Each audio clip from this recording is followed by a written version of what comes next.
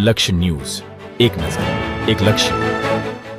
ગત મોડી રાત્રે ડભોઈ તાલુકા પંથકમાં અચાનક વાતાવરણમાં પલટો આવ્યા બાદ ભારે પવન ફૂંકાયો હતો, જેને લઈને તાલુકાના અનેક ગ્રામ્ય વિસ્તારોને જોડતા માર્ગ ઉપર વૃક્ષ ધરાશાયી થવાની ઘટના બની હતી.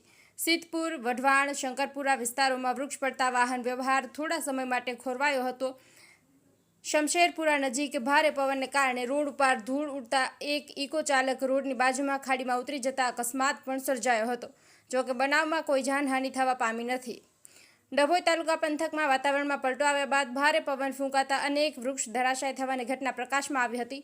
તાલુકાના સિદ્ધપુર, વઢવાણ રોડ તેમજ શંકરપુરા વિસ્તાર પર વૃક્ષ ધરાશાયી થતા વાહન વ્યવહારને સીધી અસર થઈ હતી. બનાવ મોડી રાત્રિના અચાનક વાતાવરણમાં પલટો જોવા મળ્યો હતો, જેને કારણે રોડ પર ધૂળની ડમરીઓ ઉડતી હતી અને ડભોઈના શમશેરપુરા ગામે એક ઇકો ચાલક રોડની બાજુમાં આવેલી ખાઈમાં ઉતરી જતા અકસ્માત પણ સર્જાયો હતો. જો કે સમગ્ર બનાવમાં કોઈ મોટી જાનહાનિ થવા પામી નથી. ઇકો ચાલકનો આબાદ બચાવ થયો હતો અને તેને સારવાર માટે હોસ્પિટલ લઈ જવાયો હતો. નિરંજન ચૌહાણ, ડભોઈ.